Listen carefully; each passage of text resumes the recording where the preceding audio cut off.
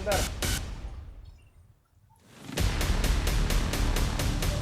Oh.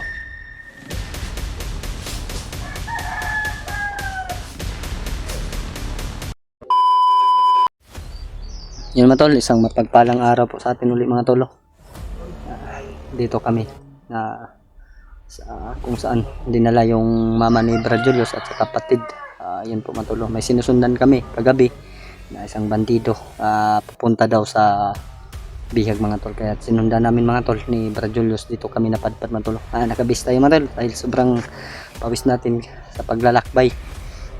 Shout out po sa ating mga solid supporters and welcome back po sa ating YouTube channel po ng mga tol. Nagpapahinga muna kami ni Brad Julius dahil sobrang pagod po namin mga tol. Ayun mga tol, shout out po natin sa lahat po ng ating mga solid na taga-subaybay. At sa ating mga silent viewers po, hello po, magandang punto naman karon. Kay Tita Hilma, shout out po. Tia Amor, shout out po sa iyo atin, no? Tita Hilma, sana ay patuloy yung pagaling ng pamo. At kay Mami Imi Miranda, hello po, no? Shout out po sa iyo Mami. Maraming salamat sa iyong kunting tulong na binigay mo para sa aking kapatid at pamangkin. At sa kay Mami Babes po, kay Maria Teresa Payugos, ayan po, no? Shout out po sa iyo Mami, no?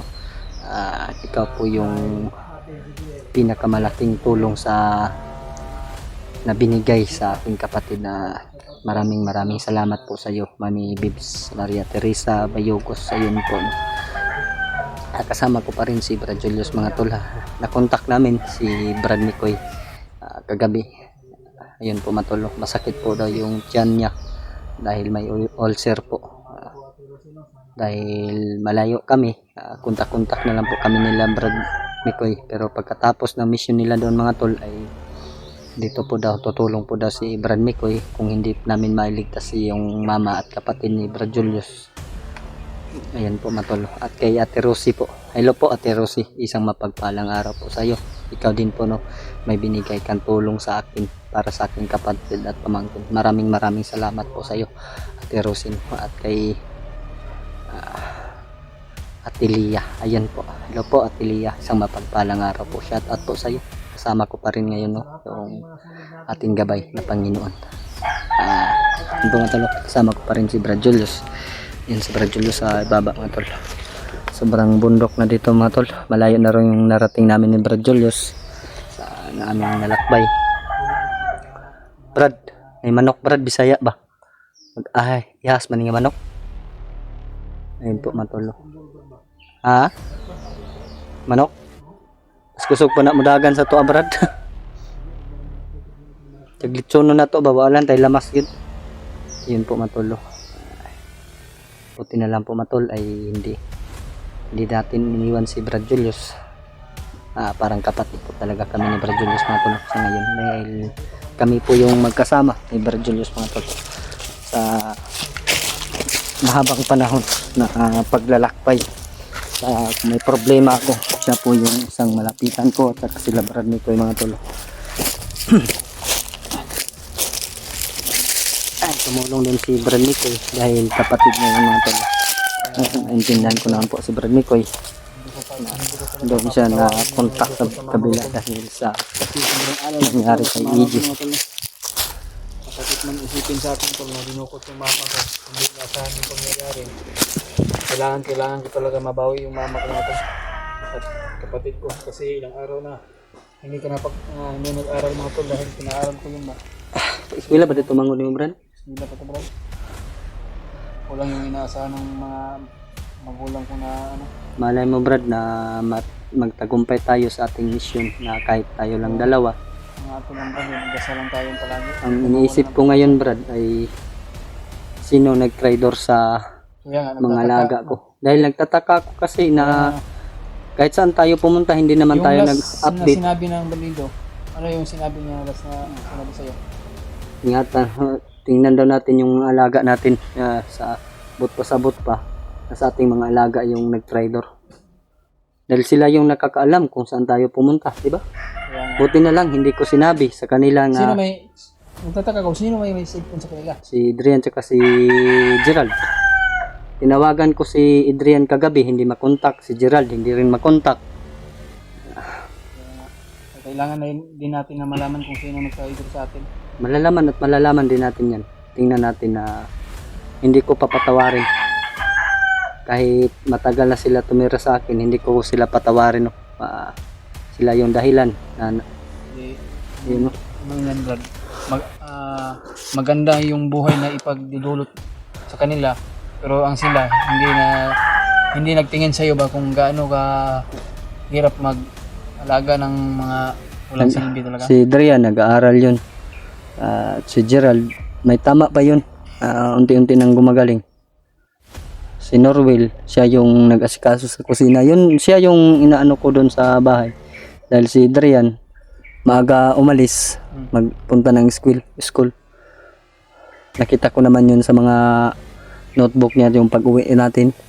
Tiningnan ko yung notebook niya, nag-aaral ba talaga siya. Pero nag-aaral naman si Adrian. Nagtataka lang ako kung sino talaga yung nag-traitor. Wala pa tayong pruweba kung sino, di ba? Kaya nga, Ay, neneta, para sundan na to itong sundan na to gabi eh. dari man to ni Agi. Gay na.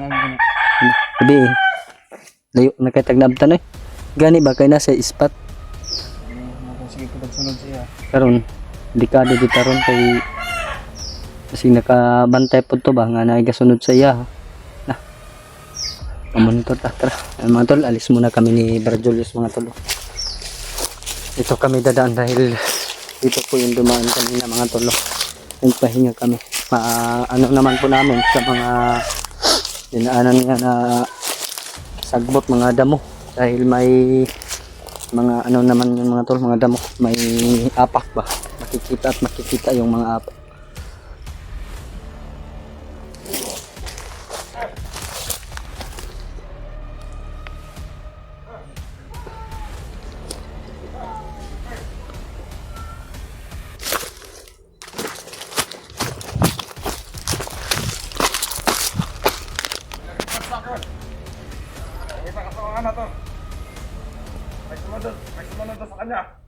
Nakabantay lagi Brad. Ano lagi tayo? Nainpuhan tayo ba?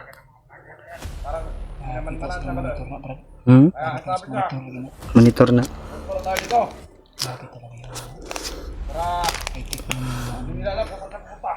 Masaitik naman sila kaysa atin doon. Nandolo, nainpuhan pala kami ni Brad Julius na sinundan namin yung isa kagabi. May monitor sila. Sa isa nating mga alaga natin, parang tinitingnan yung mga ano natin, yung mga palawan natin kung saan tayo sa area. Bukas pag malalaman nila kung saan tayo, ibig sabihin rangan na kita ba? Brad, doon ka Brad. Nainpuhan kami mga tol, nakita kami, nag-report yung sinundan namin, kaya yun mga tol ay minarang kami dito mga tol.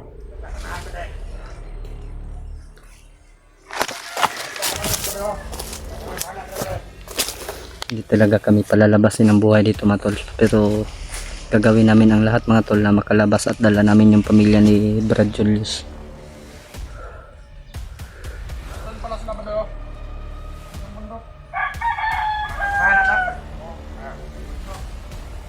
Sa kabilang bundok kasama niya mga tol.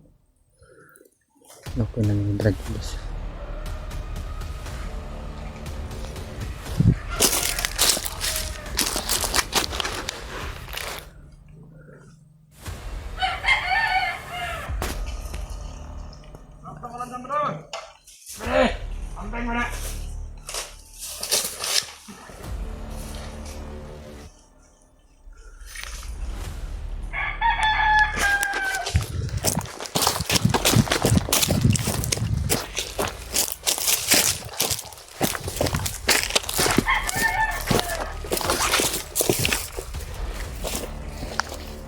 Alan man nun din bro.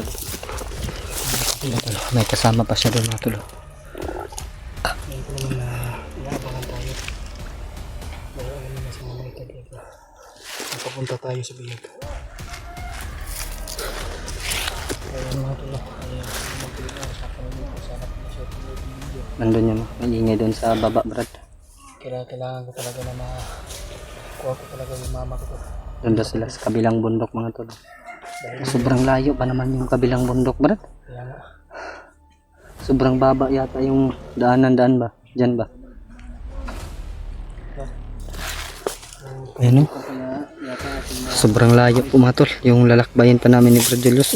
Parang may ano doon, Brad. Ang kampo din sa unahan, bad. May mga bahay pa na, yun ko, kampo ba yan? Pero bundok na yan, Brad. Ibig sabihin, kampo yan. Ano na ta? Bantu na kita, bad. Hindi kami. Hindi kasi kung saan mga bandito, bad. Yung matulog. Dandahan kami pababa ni Brad Julius. Brad, wag lang tayong padalos-dalos, Brad, ha? Ha?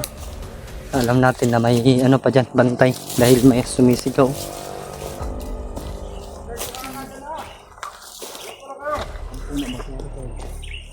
Yan po, matulog. Yung punta namin ni Brad Julius, mga tol. Sobrang layo pa po, mga tol. Napakalayo yan, Brad. Ilang araw na inatilak ba yun?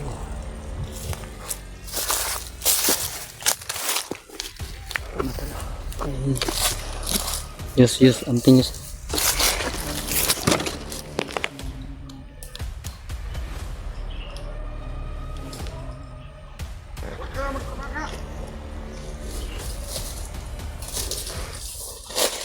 Sinabihan ko na isa doon sa taas. Magbantay ka na maigi. Kaya magbantay ka.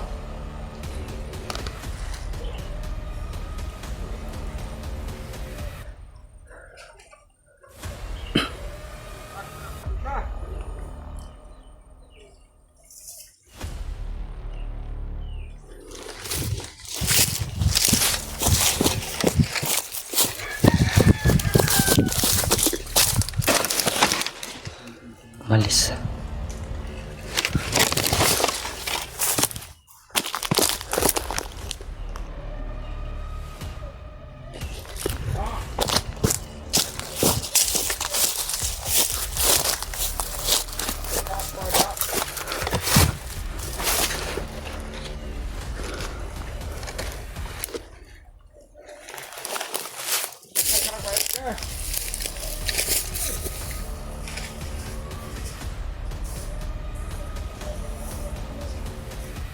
Pagbiyak, wala ka. Aba, Commander. Oh.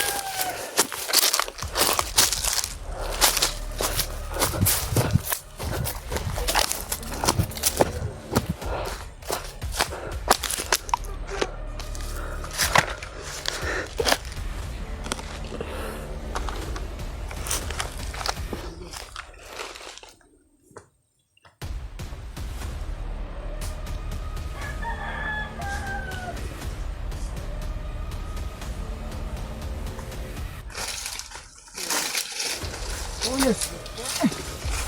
Uy.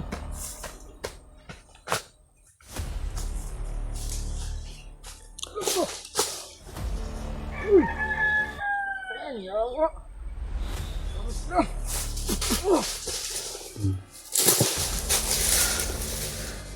Ginawa po. Ayos. Ayos. Tara, tara, tara.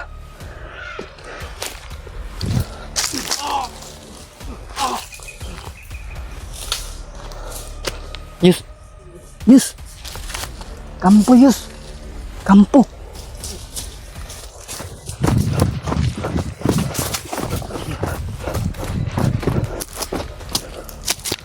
May kampo dito mga tol, sa baba mga tol. May kampo. Oo, tirahan lang ito nga. Kampo na ba no? Kaya ko pinsa pala kasi tao lang. Tara, tara.